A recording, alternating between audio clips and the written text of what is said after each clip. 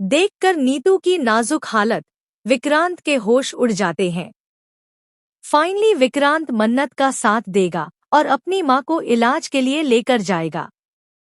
मन्नत का आने वाला ट्रैक बहुत ही जबरदस्त हो चला है।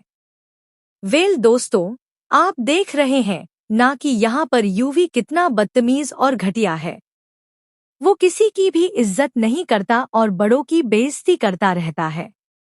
वहीं मन्नत को जब यह पता चलता है कि जिससे उसे पैसे मिलने वाले हैं वो कोई और नहीं बल्कि विक्रांत है, और जब विक्रांत को यह पता चलता है तो वह भी मन्नत की खूब बेइज्जती कर डालता है।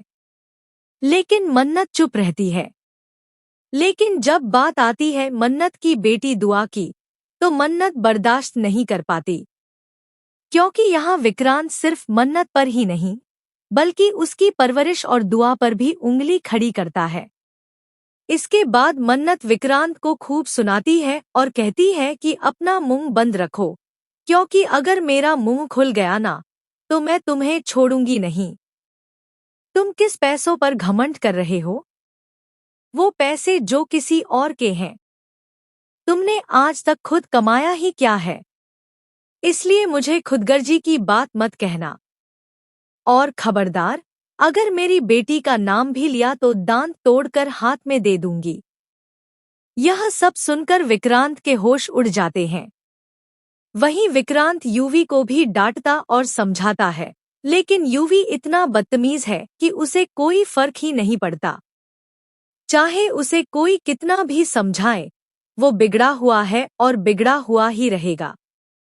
दूसरी तरफ डॉक्टर साफ कह देता है कि अब यहाँ रहकर इलाज करवाने का कोई मतलब नहीं है, कोई फायदा नहीं है।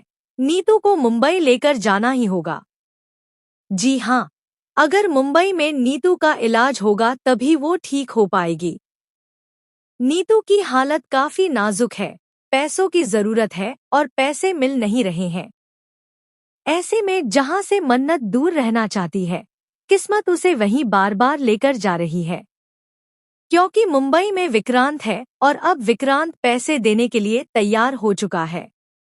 लेकिन विक्रांत यह भी कहता है कि उसे जानना है कि मन्नत को इतने पैसों की जरूरत क्यों है। जैसे ही यह बात याचिका को पता चलती है, वो शॉक हो जाती है। याचिका जानती है कि अगर विक्रांत को उसकी मां के बारे में पता चल गया कि वो बीमार है तो वो फटाफट अपनी मां के पास जाएगा, मन्नत के करीब आ जाएगा और फिर उनकी शादी नहीं हो पाएगी। ऐसे में